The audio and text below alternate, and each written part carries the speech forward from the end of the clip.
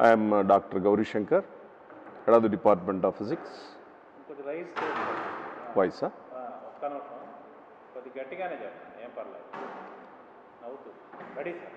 I am Dr. Y. Gauri Shankar, Associate Professor in Physics and Head of the Department of Physics.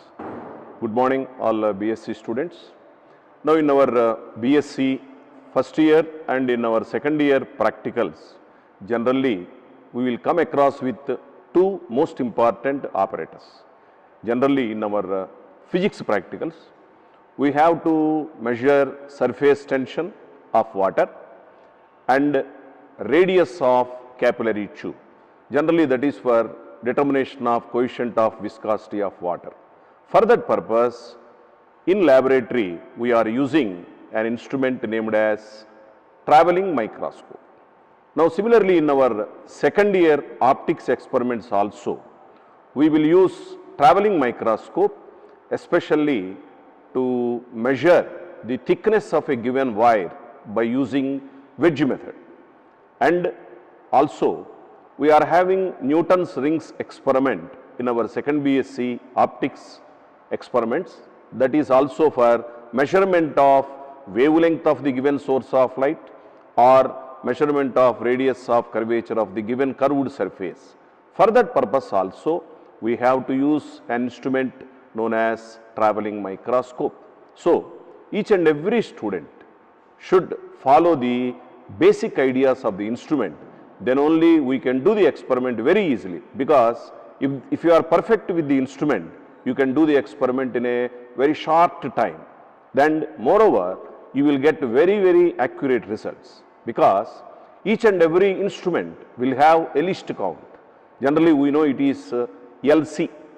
So, in our junior inter classes, we are having vernier calipers, screw gauge, sperometer. And vernier calipers is having a least count of 0.01 centimeter. If the least count is very small, we will measure the readings very accurately up to number of small digits, so that the readings will be very good and approximately they will be original values. And for that purpose, we should familiar with these two instruments. And we know the general formula for these measurements is MSR plus VC into LC. We know MSR means main scale reading, and VC means vernier coincidence, and LC means least count. So, each and every instrument, while you are starting with the experiment, you should know what is the least count of the instrument. So, you can measure it very easily, just like our vernier calipers. Similarly, here in our degree classes, we are having the travelling microscope we are having. This travelling microscope least count is 0.001 centimeter. And in our degree classes, we are having another instrument that is named as Michelson's interferometer. That is having nearly 10 to the power of minus 5 centimeter least count. That is very accurate instrument also. Now here, first of all, let us see the two instruments separately, one by one. What are the measurements we can take? What are the ideas present in these instruments and how to use them? What are the precautions that we should take care about this instrument? Now, first of all, let us take this spectrometer.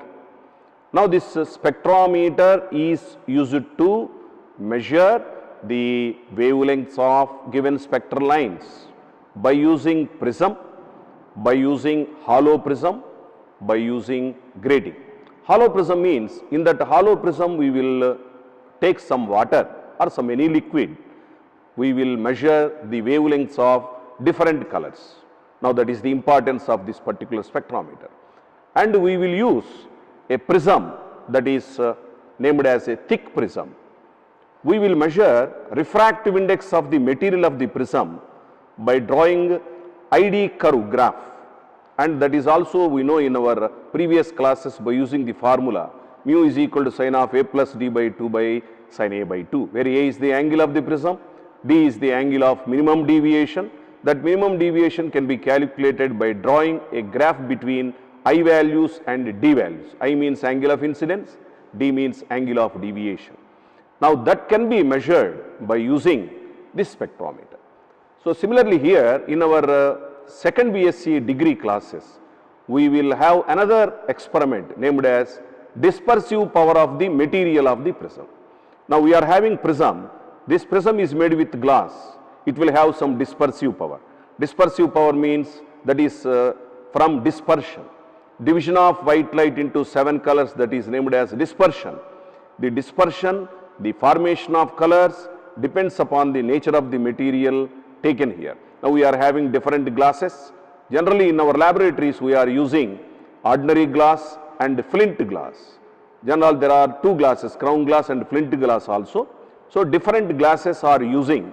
We can measure dispersive power of the material of the prism, which will be very, very important for the material. That is one of the characteristic property of the material. Now that can be done by using this spectrometer. And similarly, in second year classes, we are having grating. Now you see, this is the grating. Now it is made in England.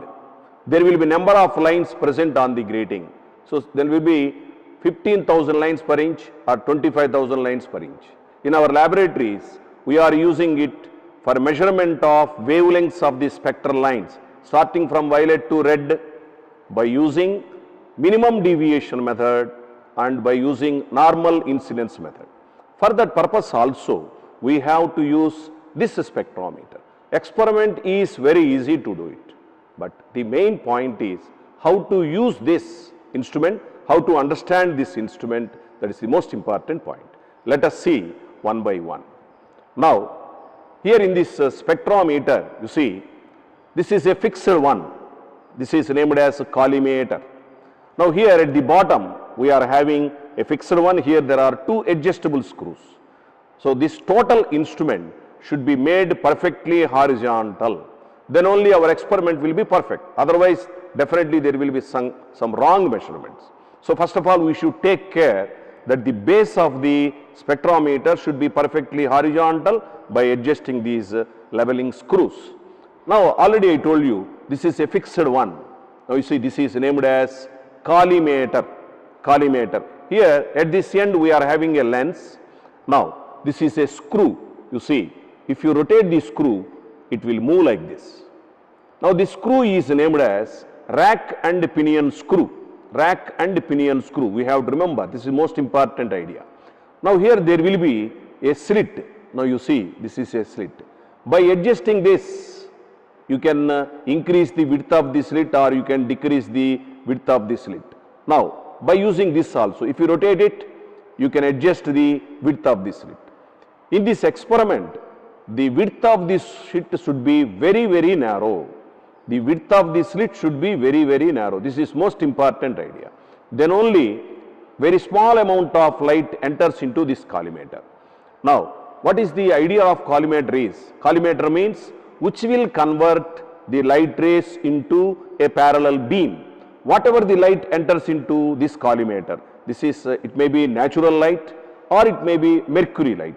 Whatever the light entering into the collimator, it should be converted into a parallel beam. That is most important for the experimental purpose. So by adjusting this rack and pinion screw and by adjusting the width of the slit, we have to see such that we should get a parallel beam of light rays.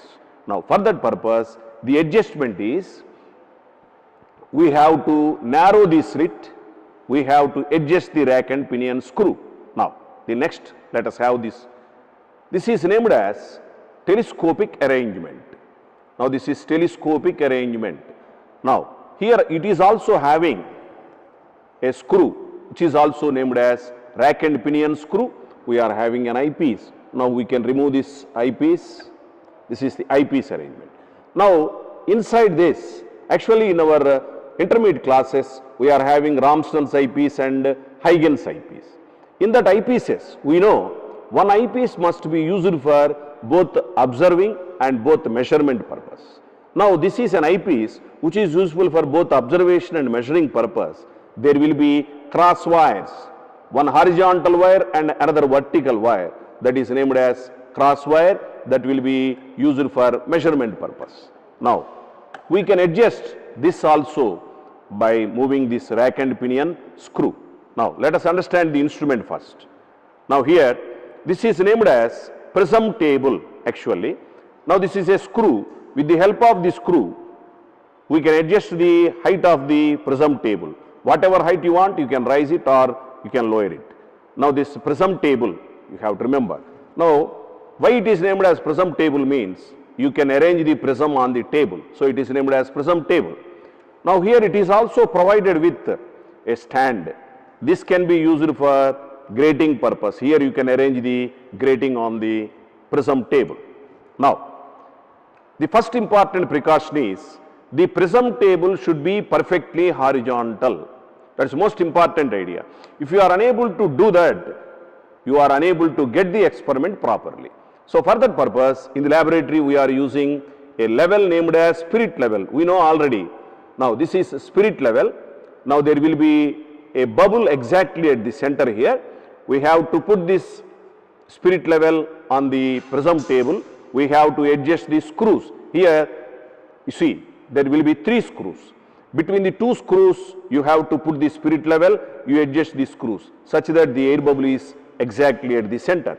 Similarly, here also, in the 3 sides, between the 2 screws, between the 2 screws, between the 2 screws, you have to put the spirit level and you adjust the screws such that the air bubble should be exactly at the center.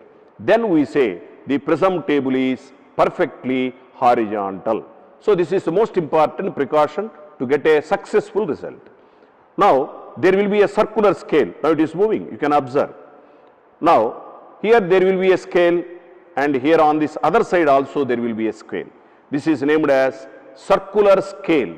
The circular scale will be from 0 to 360 degrees. That is named as main scale. Now, there will be vernier scale also. You know, in our vernier calipers, we are having main scale and vernier scale. Similarly, here also, we are having a circular scale and vernier scale. Now, there will be an eyepiece arrangement. If you want to measure the readings, you can use it.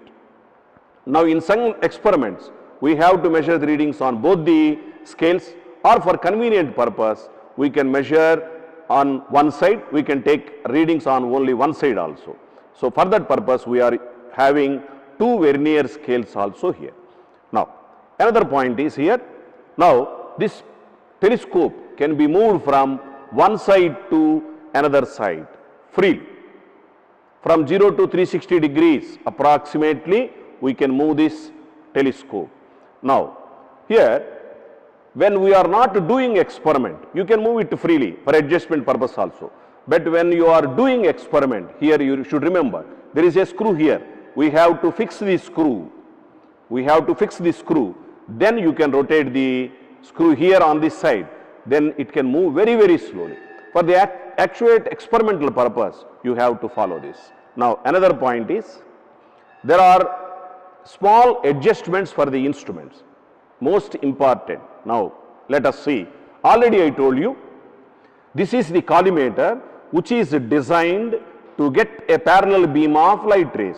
So, the name itself is collimator. Collimator means collimating. Collimating means conversion of light rays from any source into a parallel beam. This is the basic idea of this collimator. Now, we are having a telescope.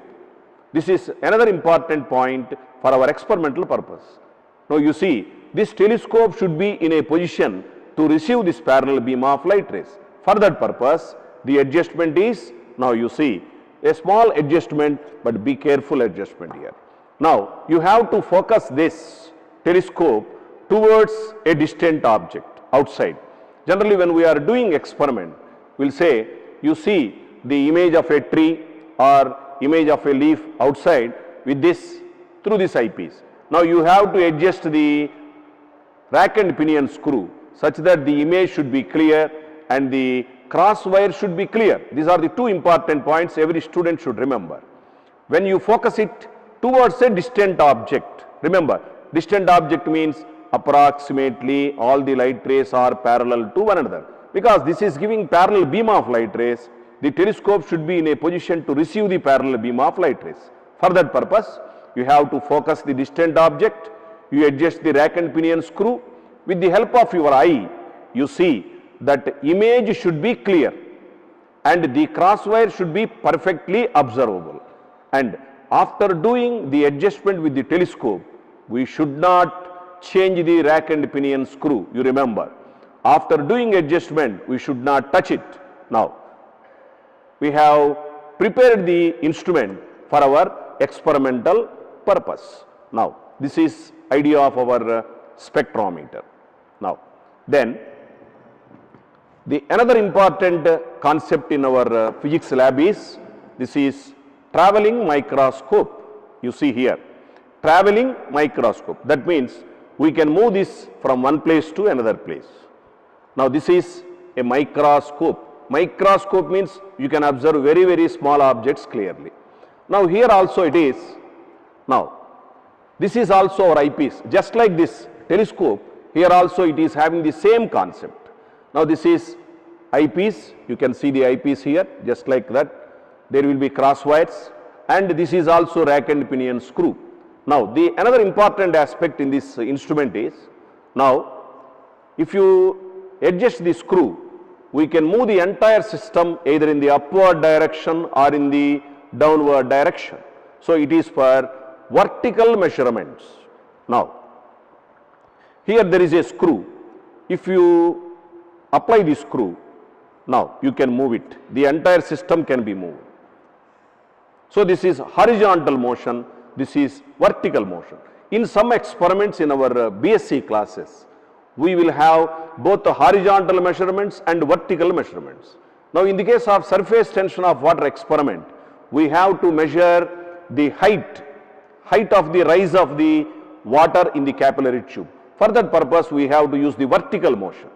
Now, in the case of coefficient of viscosity of liquid by Poiseuille's method, we have to use the horizontal motion. There we will arrange the capillary tube, we will measure the readings at both the ends of the bore, that is only in horizontal direction.